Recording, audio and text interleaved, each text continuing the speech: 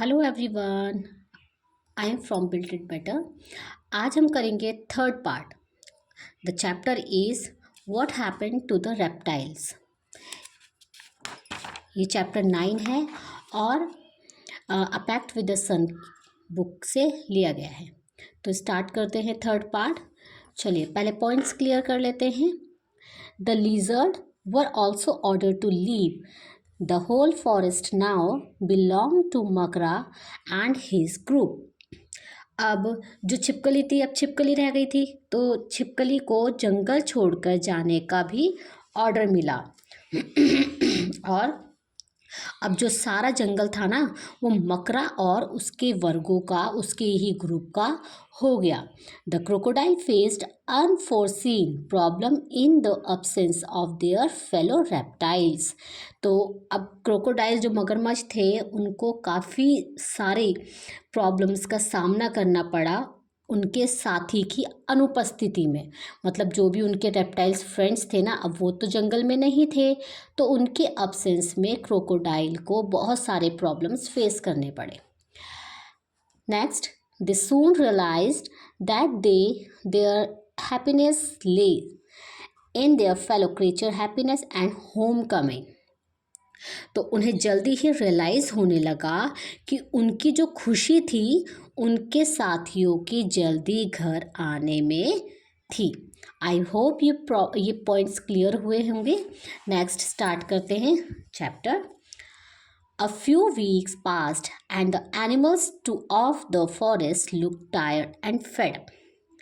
तो अब कुछ हफ्ते बीत गए। जंगल के जो जानवर थे तो वो थोड़े से थके और चिड़चिड़े होने लगे थे। मतलब बचे कुचे कौन थे? लीजर्ड थे और क्रोकोडाइल थे। तो वो कुछ हफ्ते बाद उनको बोरियत फील होने लग गई थी फॉरेस्ट में। द रैट्स नाउ, अब बारी किसी, अब कौन होने लगे वहाँ? चूहे। Now that there were no snakes to eat them. चूहों को कौन खाता है? स्नेक्स खाते हैं, और सांप तो अब वहाँ पर थे ही नहीं। तो the rats had taken over the forest.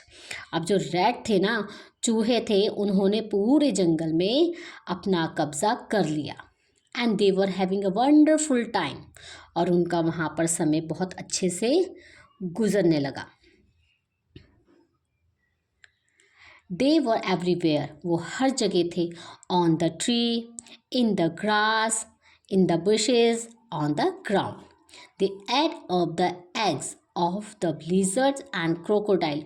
यहाँ तक कि ना, उन्होंने जो लिजर्ड, छिपकली जो और मगरमच्छ के जो अंडे थे वो भी खा लिए। They would be no babies that year, उस साल वहाँ पर कोई भी बेबी नहीं हुआ। Makara's own nest of eggs had been chewed up. जो मकरा का उसका खुद का जो नेस्ट था ना, वो भी उन्होंने खा लिया, च्यूड अप कर लिया, चबा लिया। देन मकरा हैड अ ग्रेट आइडिया, फिर मकरा को एक अच्छा आइडिया आया। He called a meeting of the crocodile and said, would not it be wonderful if we.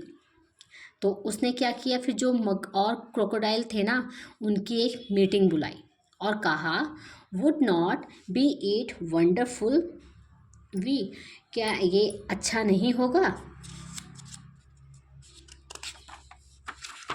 क्या ये बहुत शानदार नहीं होगा अगर crocodiles could have the whole jungle of ourselves, अगर ये पूरा का पूरा जो जंगल है वहाँ पर हमारे सिवा और कोई ना हो।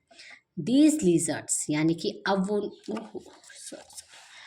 जो टर्न थी वो किसका था? लिजर्ड का था। Now just look at them, उनको देखो। They have a strangest habit, उनकी कितनी अजीब सी हैबिट होती है। And some of them even change colour, और यहाँ तक कि वो अपना कुछ कलर भी चेंज कर लेते हैं।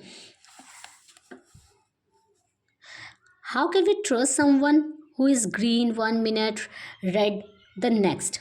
हम ऐसे कैसे ट्रस्ट कर सकते हैं उन पर, जो कि एक मिनट में वो ग्रीन हो जाते हैं, फिर दूसरे में वो red. Let's get rid of them, चलो इनसे छुटकारा पा लेते हैं। By now, the crocodile were really scared of Makra. So they clapped and cheered. अब जो अभी तक जो क्रोकोडाइल डरते थे ना मकरा से, वो क्लैपिंग और खुशी मनाने लगे. मकरा वॉज प्लीज्ड, मकरा बहुत खुश था. The lizard left the forest, अब जो लीजर्ड थे उन्होंने भी जंगल छोड़ दिया. Some of their babies on their back, तो कुछ के जो बेबीज थे वो उनके बैक पर चढ़कर जाने लगे. But now when life should have been wonderful for the crocodile of पंबुपति, अब सारे क्रोकोडाइल मकरा से डरते थे. सॉरी, जब पंबुपति के क्रोकोडाइल की जिंदगी बहुत ही बढ़िया होनी थी, तो अब क्या हो रहा था? All kinds of awful things begin to happen. अब हर तरह की बुरी चीज़ें होने लगी थी. मतलब अब तो उनको खुशी मनानी थी कि अब फॉरेस्ट में कोई भी नहीं है सिर्फ क्रोकोडाइल के अलावा. लेकिन अब क्या था? अब उनकी लाइफ और भी ज़्यादा ख़राब होने लगी. To begin with the rats grew bolder by the day. तो अब जो चूहे थे वो दिन प्रतिदिन ढीठ होते जा रहे थे. बोल्डर मीन्स ढीठ. Then they became so fearless, वो बहुत ज़्यादा मतलब कि निडर हो गए थे. That they jump and turn somersault on the crocodile's back. Somersault means होता है सर के बल घूम लेना, मतलब कि रोल आउट करना. तो वो उनकी इतनी हिम्मत होने लगी ना कि वो जो क्रोकोडाइल था उनके बैक पर वो रोल आउट करने लगे. And they were too many frogs, और वहाँ पर बहुत सारे फ्रॉक्स भी हो गए थे, मेंढक भी हो गए थे. They seem to be growing larger and there was no one to eat them but the crocodile.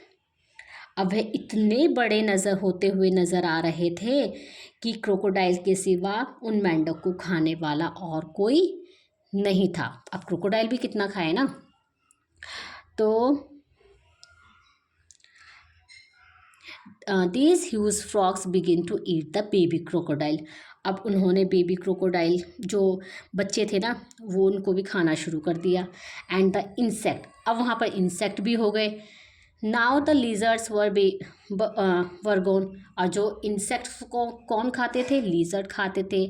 अब वो भी वहाँ पर, लिजर्ड भी वहाँ पर नहीं थे. There were million of them, अब वो वहाँ पर कम से कम सैकड़ों, बहुत सारे होने लग गए थे. और ना growing bigger and nastier by the day, वो इतने सारे होने लग गए थे ना, बड़े और भयानक. नेस्टियर मीन्स होता है भयानक, बुरे से होते हुए नज़र आ रहे थे. It was a terrible time for crocodile. अब ये बहुत ज़्यादा मतलब भयानक समय था क्रोकोडाइल के लिए. They could not understand what had happened to their family forest home. उन्हें कुछ नहीं समझ आ रहा था कि उनका जो ये खुशहाली वाला जो फॉरेस्ट था, घर था, उसको क्या हो रहा था. देन वन डे, फिर एक दिन, a squeaky little voice piped up and one of their meeting. फिर क्या हुआ? तभी एक दिन उनकी एक मीटिंग में ज़ोर से चिल्लाने की आवाज़ आई. We know why the forest has gone crazy don't we, कि हमारा जो जंगल है वो पागल सा हो गया है, क्या हमें ये नहीं पता है? सडनली एवरीवन वॉज साइलेंट, सारे के सारे क्या हो गए? शांत हो गए. दे looked at Makara fearfully but to their surprise he looked nervous. अब जो मकरा था वो भी अब डरा हुआ सा दिख रहा था. सारे बहुत हैरान थे और कि जो मकरा सबसे मतलब इतना ज़्यादा फेयरलेस था वो आज नर्वस है. He shook a rat off his tail and asked the small crocodile.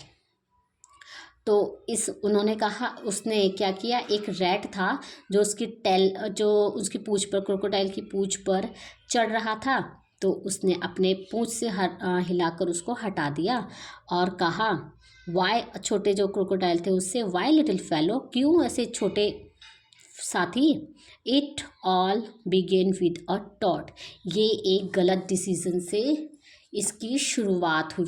गलत फैसला, टॉट मीन्स होता है गलत फैसला। तो उससे इस चीज़ की, जो भी चीज़ हो रही है उसकी शुरुआत हुई। ओके ओके सेड मकरा। तो उसने कहा ठीक है ठीक है। किसने कहा? ये मकरा ने। There is no need to talk so much.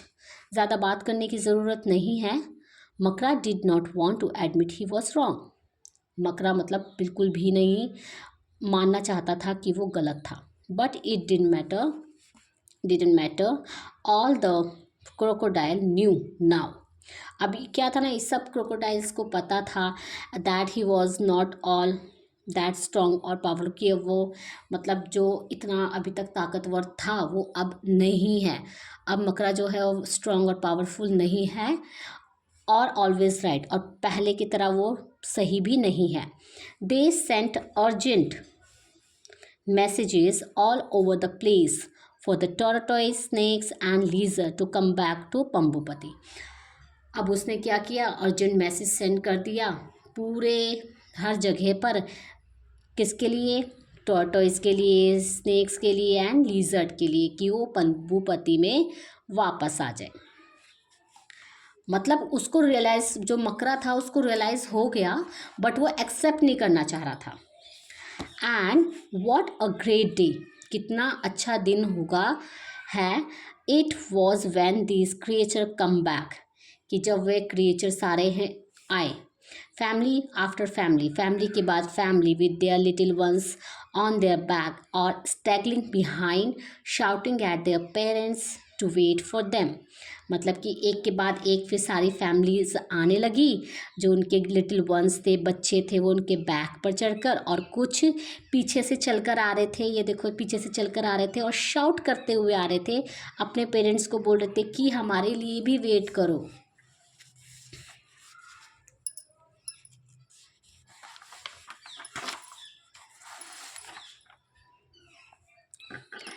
In 2 month, फिर 2 महीने में the forest were back to normal, जो जंगल था पहले की तरह नॉर्मल हो गया।